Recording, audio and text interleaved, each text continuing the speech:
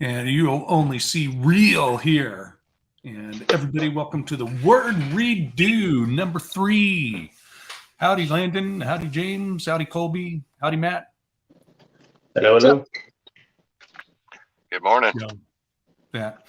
Okay, Matt. Howdy, everybody in chat. Howdy, Brenda. Howdy, Lynn. Howdy, Shawnette. Howdy, Andrea. I'm sure other people will be showing soon. And that, so today we are reading. Imagine that. We're reading scripture. Howdy, Desert. Now, today we are continuing in Genesis with chapter 5 and chapter 6. I know that it's amazing we've made it this far so far. It should be a good reading. Lots of stuff to talk about in this one. Lots of stuff to talk about in this one. But everyone, let's go ahead and pray in. We got some praying to do for sure. Good morning, Father. Thank you very much for bringing us all together, our brothers, our sisters who are your children in your Son, Jesus Christ. That is Yeshua Messiah. We thank you very much for this opportunity to gather with you in him today. We ask for your blessing, your knowledge, your instruction in all we read today, and bless those people who will be joining us, their house, and let them learn the message that you need us to have. And we want to ask for your special touch on the people that have been affected and touched by tornadoes this week, who have lost loved ones.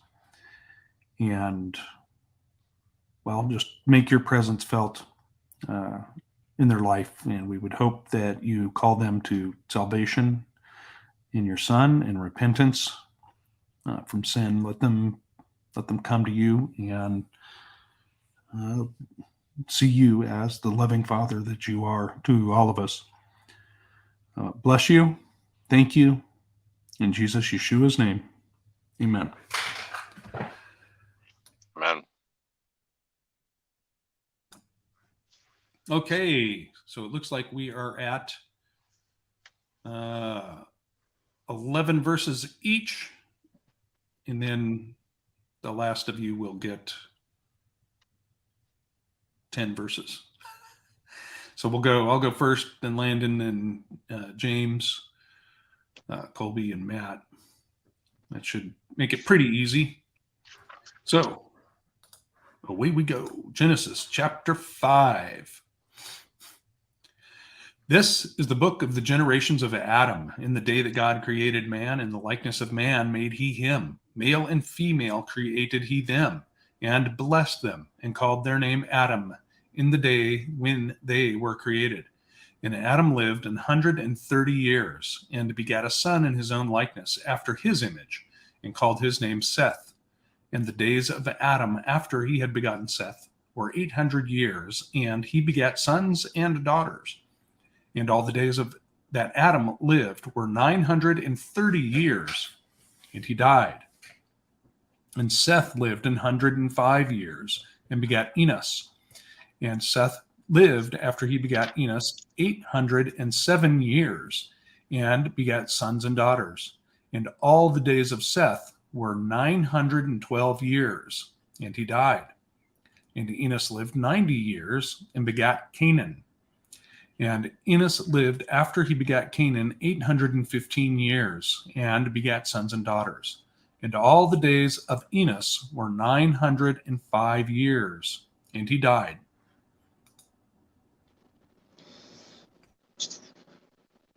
When Kenan had lived 70 years, he fathered Mahalalel. Kenan lived after he fathered Mahalalel 840 years, and had other sons and daughters. Thus all the days of Kenan were 910 years, and he died. When Mahalalel had lived 65 years, he fathered Jared, and Mahalalel lived after he fathered Jared 830 years, and had other sons and daughters. Thus, all the days of Mahalalel were 895 years, and he died. When Jared had lived 162 years, he fathered Enoch. Jared lived after he fathered Enoch 800 years, and had other sons and daughters. Thus, all the days of Jared were 962 years, and he died. When Enoch had lived 75 years, he fathered Methuselah. Enoch walked with God after he fathered Methuselah 300 years, and he had other sons and daughters. Thus, all the days of Enoch were 365 years. Oh, did I go over? I did. I'm next, right? Okay. Enoch walked with God after he fathered Methuselah 300 years and had other sons and daughters. Thus, all the days of Enoch were 365 years. Enoch walked with God, and he was not, for God took him. When Methuselah had lived 187 years, he fathered Lamech. Methuselah lived after he fathered Lamech 782 years and had other sons and daughters. Thus, all the days of Methuselah were 969 years, and he died. When Lamech had lived 182 years, he fathered a son and called his name Noah, saying, "Out of the ground that the Lord has cursed, this one shall bring us relief from our work and from the painful toil of our hands." Lamech lived after he fathered Noah 595 years and had other sons and daughters. Thus all the days of Lamech were 777 years, and he died. After Noah was 500 years old, Noah fathered Shem, Ham, and Japheth. I believe it's one more. When man began to multiply on the face of the land, and daughters were born to them,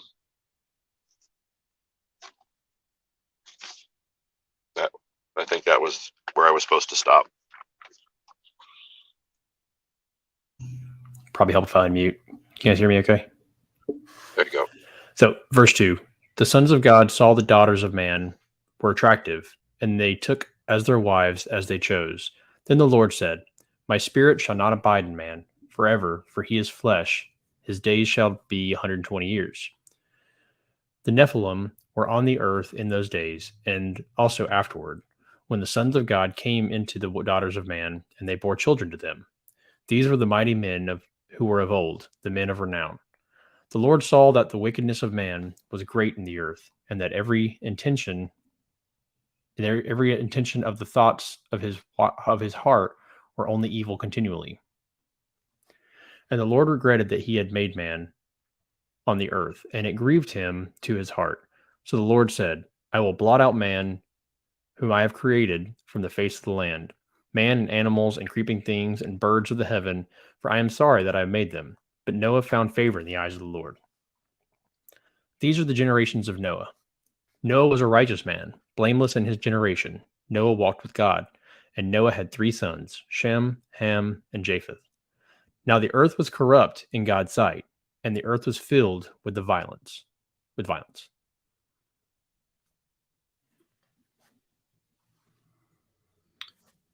And God looked upon the earth, and behold, it was corrupt, for all flesh was had corrupted its way upon the earth. And God said to Noah, "The end of all flesh is come before me, for the earth is filled with violence through them.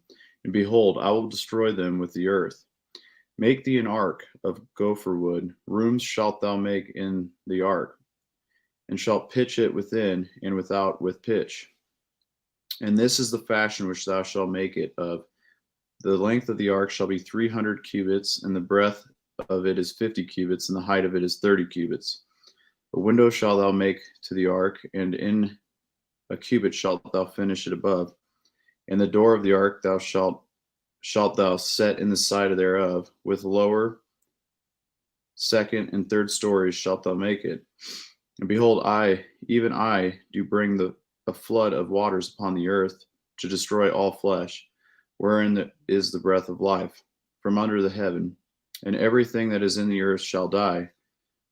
But with thee I will establish my covenant, and thou shalt come into the ark, thou and thy sons and thy wife, and thy sons' wives with thee, and of every living thing of all flesh, 2 of every sort thou shalt bring into the ark, to keep them alive with thee.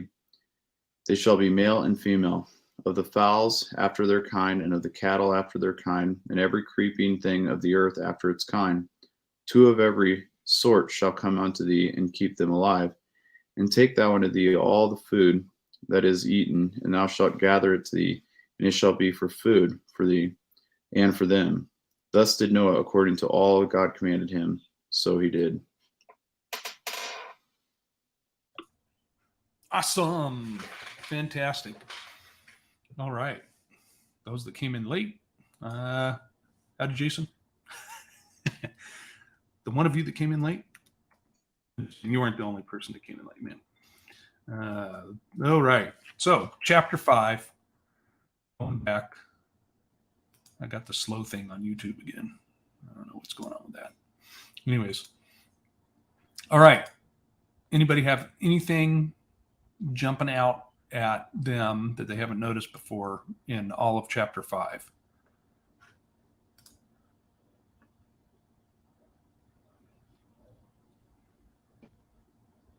Okay, so when it breaks down that they lived so long before they had it, is that their first son? Is that like their Yes. first child? Yes, I believe that's what it is. Because typically in his law and our father's law, everything's handed down through the firstborn unless there's something else that gets in the way, as we'll see plenty in later scripture. Right. Such as disobedience or just being a typical scoundrel. And I don't know that I have seen anything about Noah's height. And I don't know. It's not in this. Big thing I kind of found interesting. Here, let's look at this real quick. Let's see. I want to share this. But if those of you who have not seen this, the names of the firstborn from including Adam, if you call Adam firstborn, but the name meanings, I'm sure most of you have probably seen this, but if you look up the names and their meaning, we have Adam, Seth, Enos, Kenan, Mahalalel, Jared, Enoch, Methuselah, Lamech, and Noah. The meaning in Hebrew, man appointed mortal sorrow, that the blessed God shall come down, teaching his death shall bring the despairing rest and comfort. Whoa. Yeah, it's amazing how there's all those little things. Yeah. That's pretty cool. I never looked at it that way. Yeah. It's an amazing thing. I'll post a link to that page, but you can find multiple places of it and multiple videos of it. That's in the chat now. So this, and then it is interesting they live so long The compared golden to age everyone talks about. the what? Yep. The golden age. The golden age. That, it's interesting. There was a scientist, I can't remember his name, but he did some research, I think back in the 60s or 70s, where he made a big terrarium and tried to simulate what they believe the atmosphere of Earth was at, long ago. Of course, he's looking at it from hundreds of millions of years or something. But he found when he flooded it with CO2, the plants grew bigger, so therefore they created more oxygen, and then that oxygen, of course, allowed the animals that were in there, whatever he had in there, I don't remember, frogs or something, frogs and salamanders and stuff. Those got bigger than normally they would. So there may be something to what Andrea was saying about Noah being bigger, but I haven't seen any biblical documentation. Yeah, I have wondered that. I mean, just because of the whole mountains, possibly. I mean, they do look like trees. Some of the broken ones, they look like cut down trees, and I'm like, that's massive. I mean, it's just if it, but I saw something with Ron Wyatt where he went and found the ark, and then he found like their this really old cobblestone foundation, and they've dug up supposedly some bones there of a woman who they think was Noah's wife, and she was like 9 feet. Whoever this woman was 9 feet tall. that's a petite little thing. Yeah. My goodness. She's so small. Okay. Yeah. All right. So I know we got a lot to discuss in chapter 6. So is there anything else anybody has jumping out at them for chapter 5?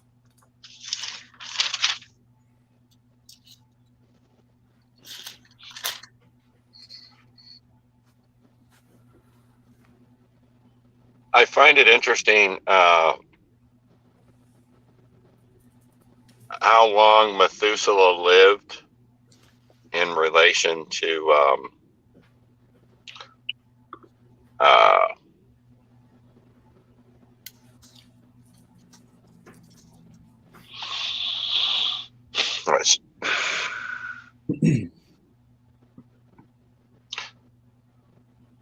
I just lost my thought, but I've had some discussion on the year. I mean, what does Methuselah's name mean? When we look that up, what does it mean, Jonathan?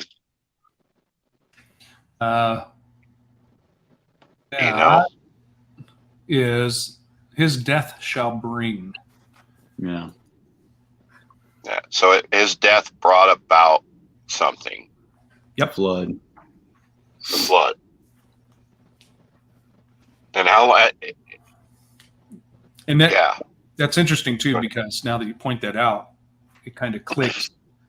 All these other people, had their firstborn when they were youngsters, 80 years old, 160 years old, except Noah was 500?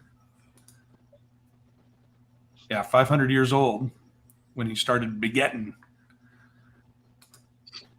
That's what stood. So I was thinking this, that just because it's society today, the way the classrooms are trying to teach children things, or just the perversions that are on regular television. I'm like, they're planting seeds of corruption, and so that's what stood out to me was the age that they were at. Imagine the bonding experience if you've discovered something with the love of your life. It wasn't like common knowledge.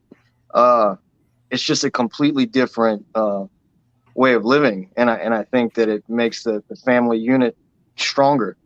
If that were the case, but to go 65 years before ever begetting, that's like, it's almost inconceivable to the society today. So They didn't have many dating apps, that's for sure. It's because we don't exercise patience and self-control. right. Yeah. And then of course the one interesting thing in 22 and 23, and Enoch walked after God, and he begat Methuselah 300 years and begat sons and daughters, and all the days of Enoch were 365 years. And then we have in 24, and Enoch walked with God, and he was not. It's the only one in that list that didn't died. It's an odd number, 365, because it's like, isn't that how many days there is in a year? Right. How many are in our year now? So it's like almost like a year in a day with the scriptural year, because we have 360 days for the appointed times, the 12 appointed times, and then 4 extra days, which people call intercalary.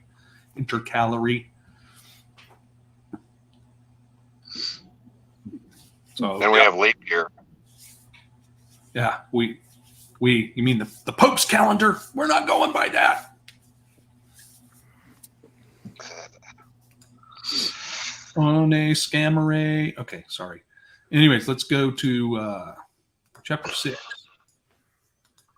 Here. Okay, so we got men multiplying on the face of the earth and daughters born unto them. And then we have sons of God saw the daughters of men were fair, and they took them wives of all which they chose. Now, does that mean they went down and got a marriage license and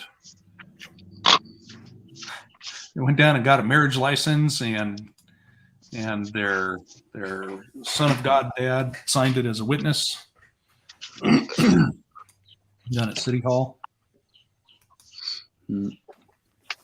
Are you trying to be funny, Jonathan? I'm trying to get people to think. And that, so the word for wives there is Hebrew 802, Isha or Nashim, and means basically woman. So basically, they're just taking women. Mm-hmm. What is the word for sons of God? Did you get that? The word for sons of God here, I'm sure it's a compound. Nope. Okay, so sons is Hebrew 1121, Bain, meaning son, or Ben is how it would be now, right? Like Ben Yahoo type of thing. Son, builder, grandson, subject, nation, quality, or condition. And then God, Hebrew 430 is Elohim. God's in the ordinary sense. So that is used either as gods or God. Okay. Yeah, I just wasn't sure if there was like a specific word that maybe was found elsewhere. All according Yeah, to Strong's. So Yeah.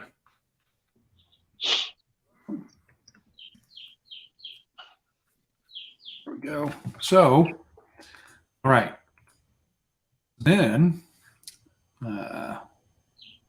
we have right after this. And the Lord said, my spirit shall not always strive with man, for he also flesh is flesh, yet his days shall be 120 years.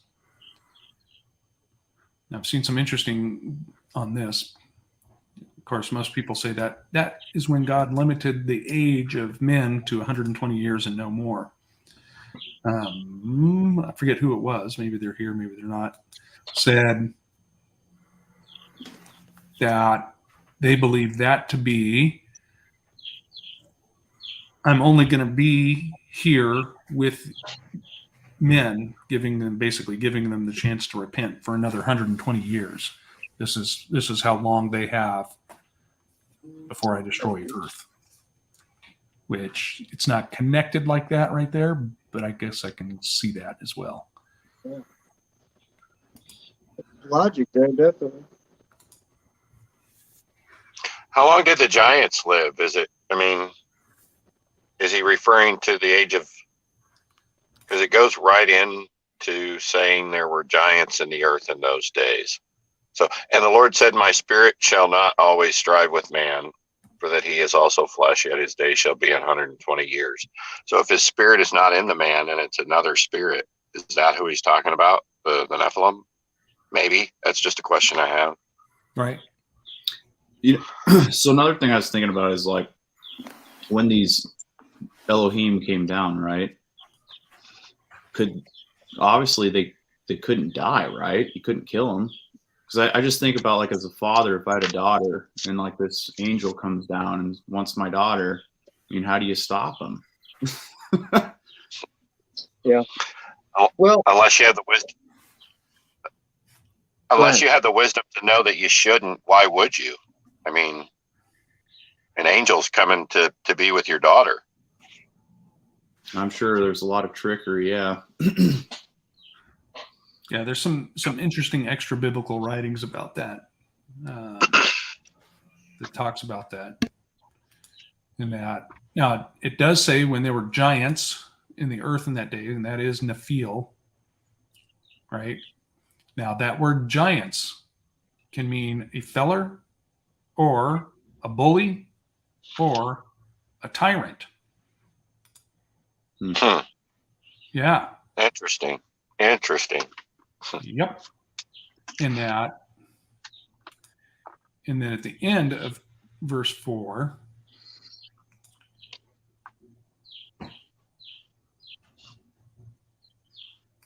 we have I'm loving the sound of the birds, whoever has them. That's my bad. No, that's your good. I love it. So the word renown is Hebrew 8034, shame. That's how it's pronounced. It looks like Shem, but it is an appellation. By implication, honor, authority, or character. An appellation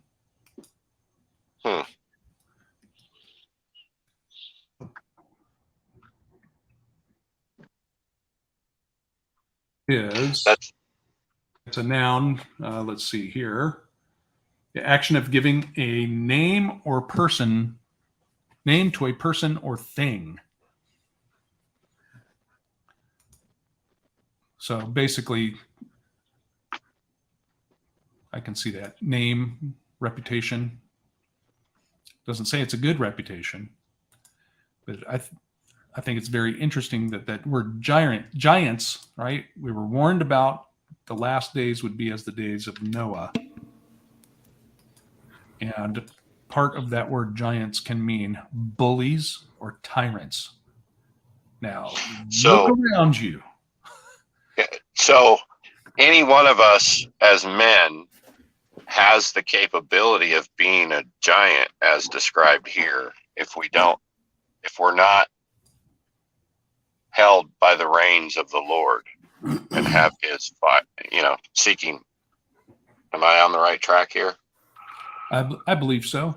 But there's also, too, that I believe we are seeing that in at least the society of the West today is laden with famous or named bullies, named tyrants.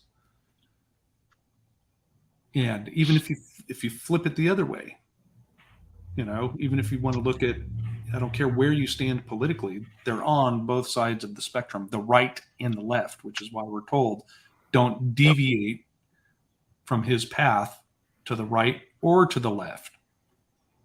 Well, do I dare say this on live broadcast? But are pastors included in that? I mean, in denominational intellectual philosophy, saying, and then keeping up, are they a tyrant of their own religion?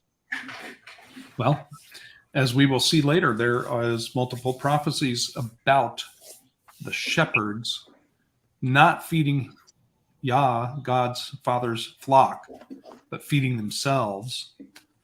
Yes. And leading the flock astray. So I believe it does.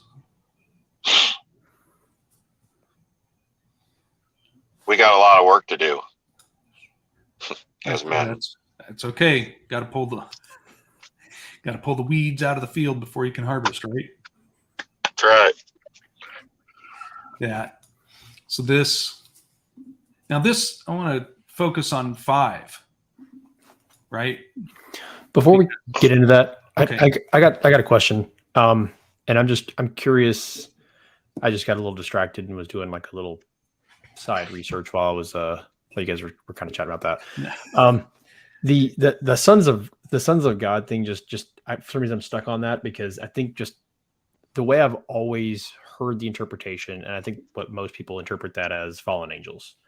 But like as I read that, and whenever you looked at the Strong's word for that, like it doesn't scream to me that means fallen angels. Again, I'm not saying that that's not what it is. I'm not saying that it is, but I was just kind of looking other, like what others may have mentioned, and I saw there's a theory that that's the sons of God are the sons of the descendants of Seth, and when it says when it states the daughters of men, those are the descendants of Cain, and so it's like the delineation where God's lineage, that the right godly lineage of Seth, then saw that the daughters of Cain were attractive, and basically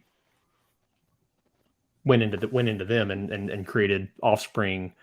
Again, is that a theory that I'd never like looked into that theory before, but I just happened to see it. I wasn't sure if that's something you'd seen before, you looked into. If your The thoughts on that. Sethite theory is the Sethite theory, if I may respond. The Sethite theory is what all of the Bible teaching schools in America, they won't let you use the fallen angel theory.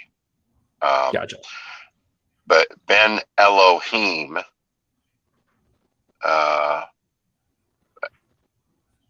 yeah. Yeah, again, I'm not trying to go down a path that I just don't know.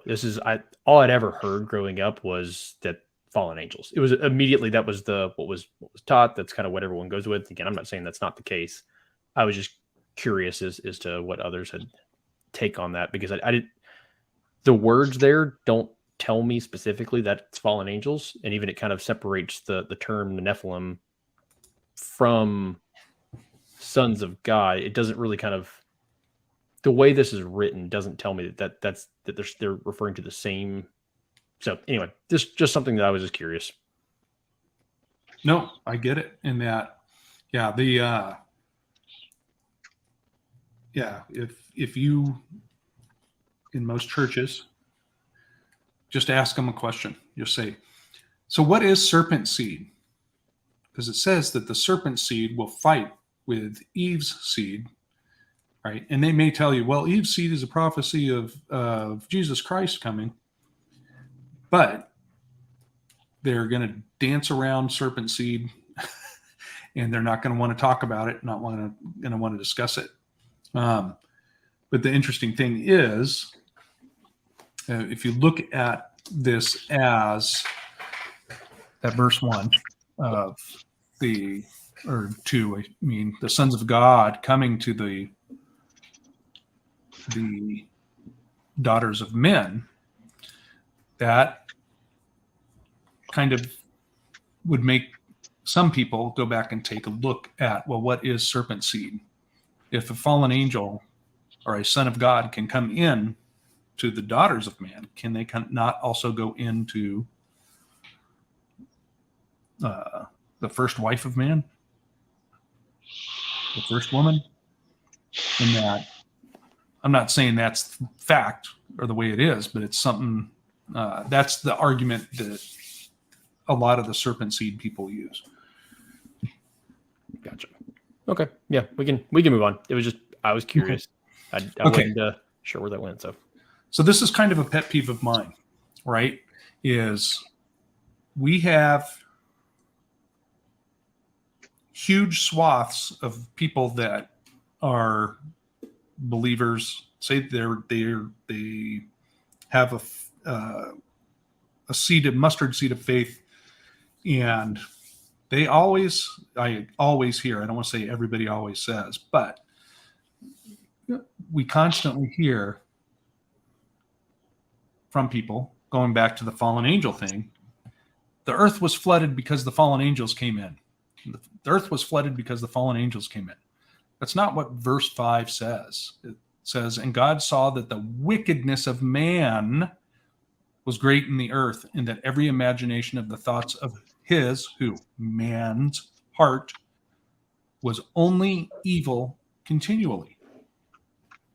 And it repented the Lord, verse 6, that he had made man on the earth, and it grieved him at his heart. And then in verse 7, and the Lord said, I will destroy man whom I have created from the face of the earth. None of those three verses says, boy, man really got hoodwinked by the fallen angels. That's a good point, Jonathan. Because, I mean, But if we look at it from that, if we say that, then we don't have to take responsibility for the earth being flooded. We can blame it on them. But it was really, man, every imagination and the thoughts of his heart was evil. The Lord repented that he even made us. And then he said he will destroy us from the face of the earth. From the face of the earth. And that's why the flood came. That's Yeah, why the I flood agree. came. I That's why agree. the flood came. Not because of the other stuff. So the implication of this is being that when, like we were discussing up above in the preceding verses, what is the implication? That the sons of God came in unto the daughters of men. The implication is they knew better. The daughters of men knew better, and the men could have stopped it. I believe that's what the implication is. I'll walk with you on that belief, because man was created in God's image, and the reason that we have fallen victim and made ourselves victim to these fallen angels is because we've put our fear, our faith, and our belief in them more than we have the living God. We rely on them, we depend on them, we call on them, and we're even fascinated by them when they come into our presence, whether they come in the form of a man or something else, a dream or vision. I mean, it says every imagination of the thoughts of his heart. Every imagination. I mean, and they must have been using the same swindle, the same sales pitch, the same scam that we see the serpent using. Well, if you give your daughter to us, your grandchildren will be like gods. They will live forever. The difference between now and then, there's an evil that Jesus talked about that will come upon the earth that no man has ever seen, and even the elect will be deceived. And what is that? We need to remember. He said, maybe, could be deceived. You're right. Thank you for the correction. Yes. So if that's the case, is it possible? And this is a rhetorical question for me, because I believe it is. Jesus said, make no image of me. And have we made or been given images since the early time, since we've been born, whether they be on the wall, a carving that's sitting on the coffee table, or the pictures that we see in the Bible? Have we made an image of Christ? And has the enemy deceived us in giving that image to us in our imaginations and our dreams? Is it possible? I believe it is. Yep. So. No, I agree. I like the Muslim look, the Muslim outlook one. Like, you just don't make the graven. I mean, they actually follow it. There's like no images. Like, it's just another hypocrisy. Except for the black cube. Right. Yeah, except the black cube with the woman part in the corner. That's still an image. Okay, she's right. There's hypocrisy in every religion. I'm just saying they're a little. No, but if you remember back when they part of the way they got, I guess you could say, the secular population all riled up to give their consent to go invade Afghanistan was the Taliban blew up those giant Buddhas that were like 60 feet tall, carved into cliffs. And they said, "Oh, look, they're destroying, well, I'll just paraphrase, idols. Oh, how dare they destroy those idols? Those have been there for centuries." Well, okay. But we're expected to get all riled up about it and everything. I'm waiting for the lightning to strike the Statue of Liberty and just completely obliterate it. I think that would be so cool. I just hope nobody's in it. Or Mount Rushmore.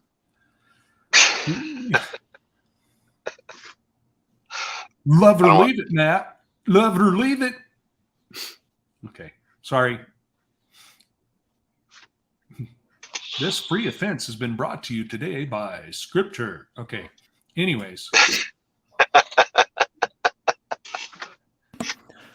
I find interesting when we look at verse 7 is it's not only man that he wants to wipe out, it's all animals, creeping things, and birds. It's essentially any living creation because of the wickedness of man. Like, how wicked had it been? I mean, again, whether it's kind of the point you mentioned, Jonathan, or if it's just, other things that aren't clearly articulated, wickedness was so bad that God not only wanted to wipe out man, but, and maybe I see this as innocent creatures as well.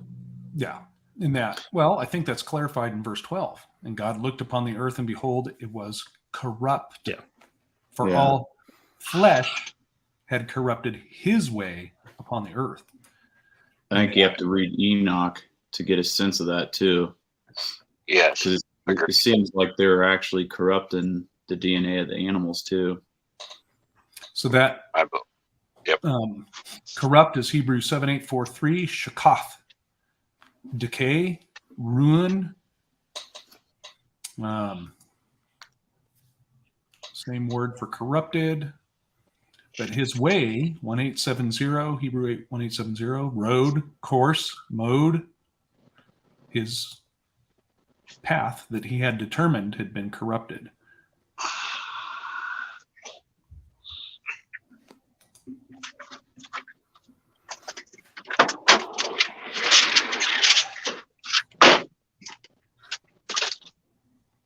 Okay. So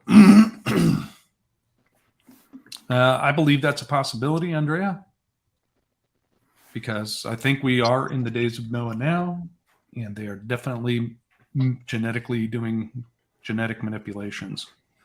Yep. Mammoth spaghetti and meatballs. Salmon pigs. The what? What, Matt? The salmon pig. Yeah, the salmon pig. Well, they've also at some point I think they put some type of fish DNA in wheat. Did you see that now they're saying China, this is like they're admitting this now, that China made half monkey, half human embryos and hatched them out, let them go up to like a month, and then they decided, and like all the world came to check it out because it's legal there, and then they killed them because they're like, oh, we don't know if it's going to have a human brain or a monkey brain. It's like, wonder how long this has been going on. Probably a lot longer than just that. That's an interesting idea, Lynn, and I kind of agree with that. Is it Jasher or Jubilees when it talks about the half men, half beasts, the creatures that come out and steal the donkeys? I can't remember exactly. Someone will know. Hopefully, and post it. And yeah, I would agree somehow that knowledge made it past the flood. Now, did it make it with people there being tempted, the people on the ark being tempted and saying, hey, we can do it again. This time we'll do it for God, so it'll be okay. Or, was it again? Did they find something written? Did the people post-flood find something that was written down somewhere?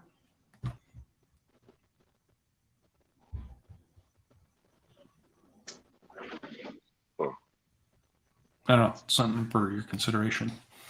Okay, who's the carpenter with us today? I'm a carpenter. Okay. By trade. It's one of my trades. What is gopher wood?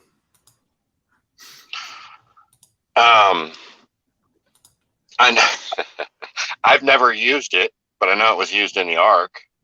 It's comes from the gopher tree. And that it's funny because I every once in a while I'll see huge arguments on that. No, that's not gopher wood in the Bible. This is gopher wood in the Bible. No, that's not gopher wood. That's a New World tree. No, it's this Old World tree. And I just think that's kind of interesting. I heard somebody make a claim that gopher wood only grows in Florida, but I didn't look into it. It's just another one of those, Florida man builds ark. They think it was cypress, a cypress wood, but who knows? Is there a go ahead. What's the Strong's word for gopher? One of them is cypress. One of them is cypress. Yeah. That what is there what are the building qualities of cypress? Like, is it naturally resistant to Yes. being waterlogged and stuff? Waterlogged. It doesn't doesn't All rot. wood can swell. Like any type of wood used to make a boat will swell up. That's how it holds a seal really well.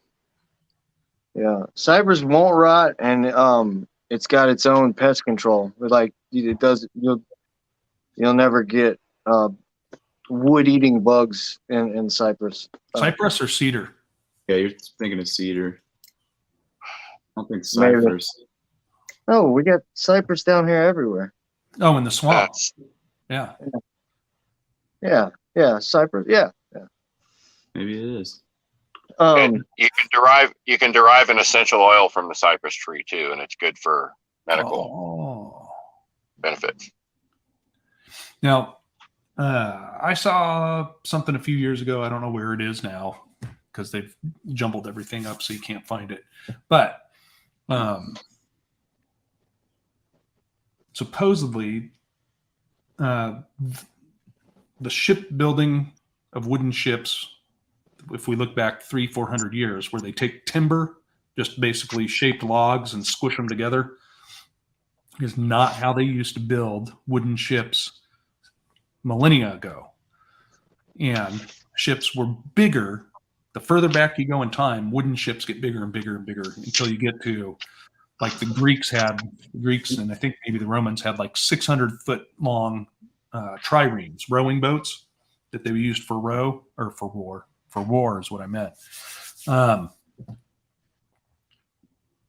So it's interesting that they had that technology back then. But instead of timbers, I had seen that they made planks, and that would allow, as the wood swelled, for the planks to slide along and also to give as they're in the ocean. And I'm saying not stacked on top of each other, but like one in front of the other, a sandwich, almost like we would do modern plywood, but not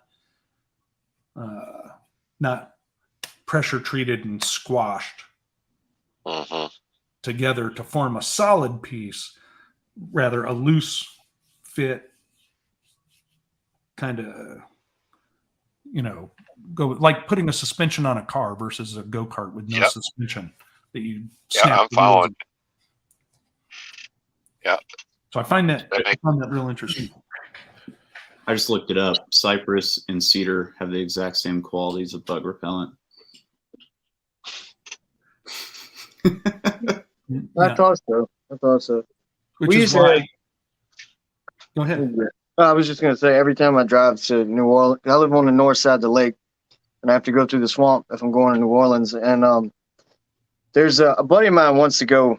There's one section, I'll have to pull it up on a map and show y'all, where they didn't touch the cypress when they were doing the 100 years ago or whatever. And you can literally see it from the map on the satellite imagery, how much greener and larger it is. It's it's supposed to be thousands of years old, but you look at it now as you're driving across the lake, and you're like, can you just imagine? You see these old pictures of these guys standing in front of a tree trunk that's bigger than the sofa I'm sitting on. And I'm like, can you imagine what this place looked like? Because there's nothing here anymore. Like there's just nothing, Anyway, sad It's like story. those- Go ahead. It's like those cicalas or whatever they're called, those redwood trees in Sequoia. California. Yeah. Pictures of like 20 dudes on horses in front of one tree that's just like got to be like 50 foot in diameter. Right. Yeah. And all that. This area in between me and Jason was like filled with it. I've seen some pictures of that, but it was all cypress. And they came through just, that era logging, and now there's nothing there. Okay, so then we get to, he's told the flood's going to happen. He's told to build this ark. Someone posted it. Dimensions in meters, roughly. She A good put feet. estimation. She put feet down below. The naysayers that say there's no way you can fit 2 of every kind of animal on the ark. I say you've never been on a ship. Right. Because look at the container ships that put the boxes from the tractor trailers on there. From the shipping trucks. Uh-huh. Those hold 18,000 of those. So Or more. 18,000 trailers that I haul one down the road, 18,000 of those. Yep. If she's right with her measurements too, 510 feet by 50 foot tall by 80 foot wide, that is massive. Yeah, that is a big boat, and I can tell you this: I was on an aircraft. I was assigned to an aircraft carrier, and the original Kennedy, and most of that ship is dedicated to war, right? So storage of weapons, aircraft launching and taking off, aircraft being stored beneath decks for maintenance and such.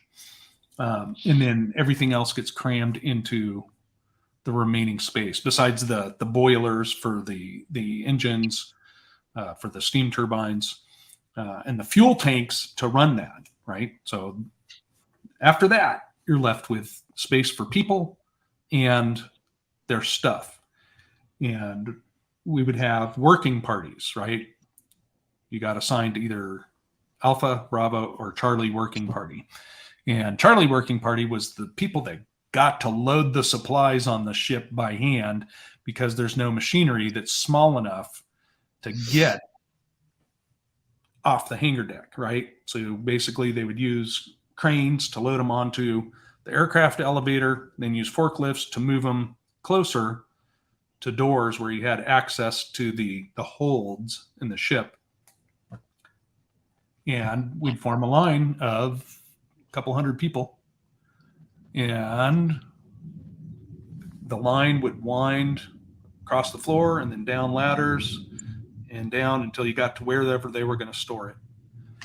And they'd say, okay, here comes the brownie mix. And then you'd have 50-pound boxes of brownie mix. And you would just, if you did it right, you could just pivot and take the momentum of that box moving and pass it to the next person. If you did it right. Hopefully you didn't end up next to some new boot from boot camp. Anyways, that. So I noticed it says it's got 3 stories in the ark too. So that's a lot of space. It's a lot of space. Well, and one other thing to kind of to think about, and so my family took a trip to the Ark Encounter earlier this year, and while I think there's some liberties that were taken, I still think there's some valid points that were kind of articulated. That like we when we look at like all of the animals that we think of, like think of dogs. Like how many species of dogs or variations of dogs do we know? Well, how many, relatively speaking, are somewhat new?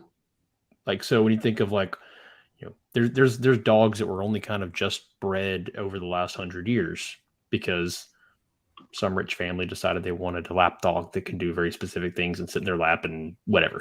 So it's interesting that if you go back several thousand years to this time, there's a very good chance that there weren't nearly as many species of dogs. And so you're not going to have to incorporate all these various variations of animals that we think of today, because chances are there just wasn't as much of a branching tree of all the animals. Right. So, but much easier to fit a smaller amount of animals into an ark whenever you break it out that way.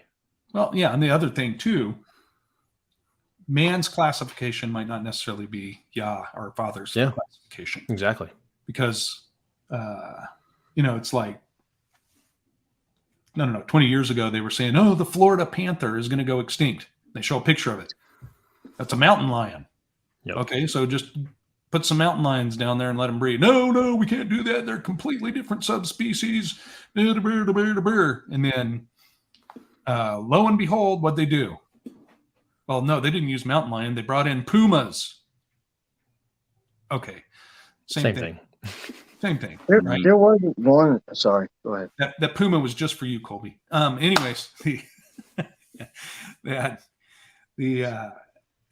cougars, mountain lion, Florida panther. It's all one kind. It's the same cat. Yeah. But there's one. So my buddy, same buddy, wants to go look at the giant cypress trees. I'm scared Swamp Thing lives there though. But he was telling me about this. This animal did go extinct, and he was looking it up, showing me a picture of it. I can't remember the name of it, but it looks like a tiger and a pit bull mixed together, but his legs are like a kangaroo, like they're inverted like a chicken. And it was over here in America. I mean, they have pictures of it. It's some kind of the tiger dog or something like that. And this, it had stripes like a tiger, but its feet were inverted. And this thing's mouth looked mostly like a dog, but could open at like a 95. I don't even know it's almost 180 degrees, like a ridiculous, almost like a snake. And I don't know why it went extinct. I didn't know it ever existed, but there's like articles on it and a bunch of stuff. I was like, that looks terrifying. And it just made me think of it. I looked this little guy up.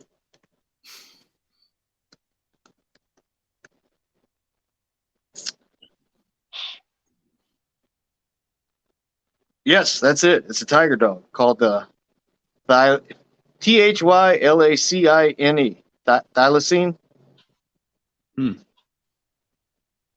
But if you pull it up, it's just anyway.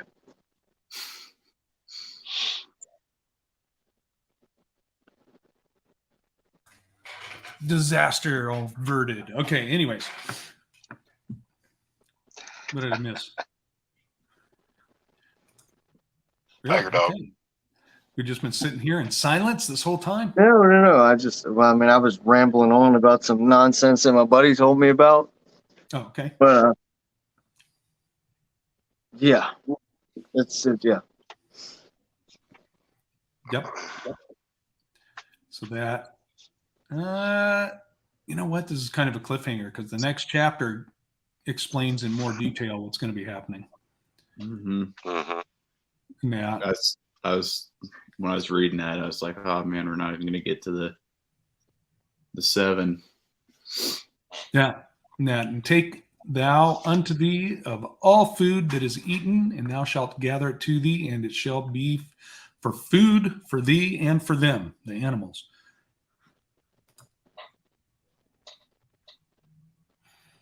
Really didn't have to bring the Brussels sprouts.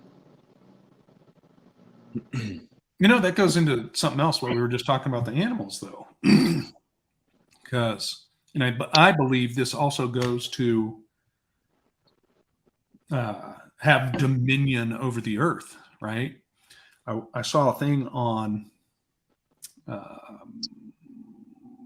watermelons, the history of watermelons. Well, they started out as a little teeny tiny baseball sized thing in Egypt, but then through their breeding, I guess, what is it called with plants? Hybridizing. Well, I don't think they hybridized it though. I think what they did is They just manipulated how they plant it over centuries, thousands of years.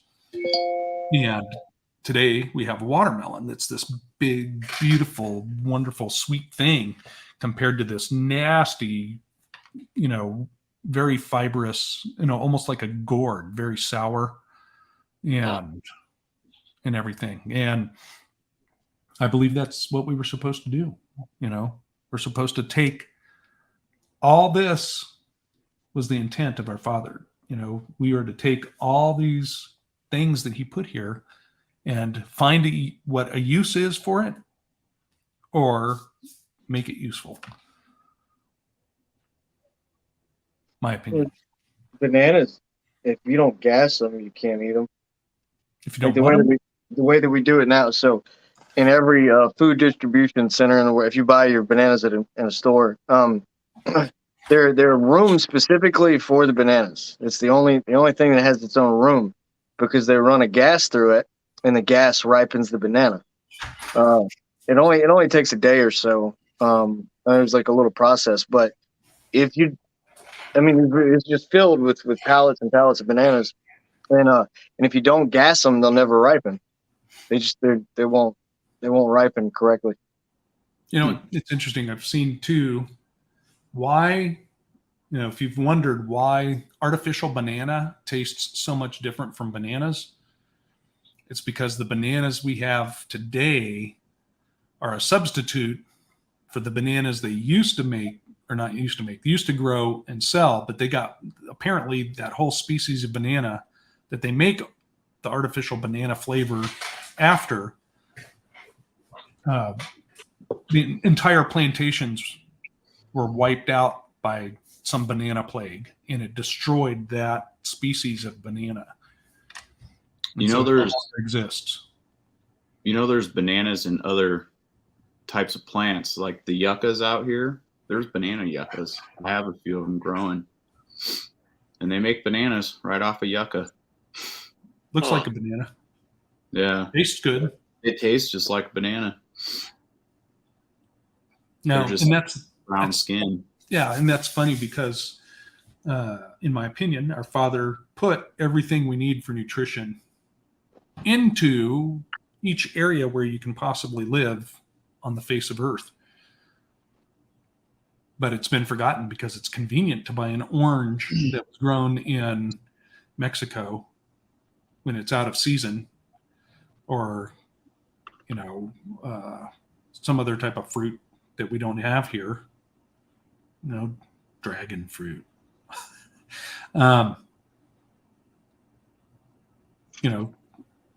Because they can grow it in another country. Look at everything in your, I shared a video that Joel Salatin, that farmer that took that hideous piece of land in, Virginia, and his family has made it totally prosperous over 40 years. He said you could walk their entire property and never set your foot on a piece of vegetation. And now it's totally, they have to move the cow herd daily because there's so much to eat, so much for the cows to eat. You have to move the chickens daily because there's so much to eat. And that's the way our Father wants us to manage the planet. I'm sorry, not the planet, Earth, the plane. Yeah. And what's funny is it's something that was always done that way with like herds of animals in nature. They mob graze. They mob an area and move on. And by doing that, it produces amazing land, heals the land. Where there's a big long documentary about it. This guy named Alan Savory out here, who they thought there used to be millions of sheep out here in southern Arizona. It was like a sheep herding area, and they killed off all the sheep because they would see after the sheep would roll through, they were like, look, they're destroying the land. And when they did this, they all kind of repented of it, because they were like, after we killed all these sheep and we thought the land was just going to come back and do better by resting, it had the opposite effect, and it turned it into dead land.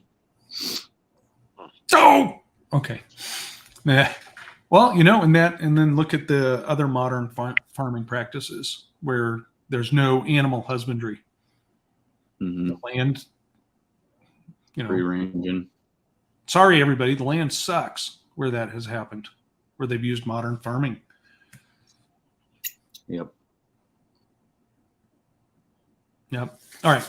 Anybody got anything else for Genesis 6?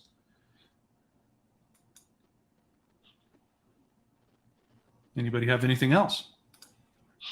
Not unless you want to go off the end of the cliff, and that's next week. Yeah. Da-la-la. Telling you, I need to hire an organist that can give us the soap opera organ. So that, all right. Well, thank you much, Landon. Thank you, James. Thank you, Colby. Thank you, Matt. Thank you. Everybody for joining us today. You're awesome. Love you all. Please like, share, subscribe. Hit the little bell Bell thing. Little dingy. Yeah. Shalom. Yep. And well, by golly, we will see you next week at this time. And no, that's not a stupid fool's joke. We will be here. Unless, of course, the sky gets rolled back and our king comes with his armies from heaven. In which case, I'll see you there. So, all right, everyone. Love you all. We'll talk soon. Bye. Bye-bye. Bye-bye. Peace. Bye.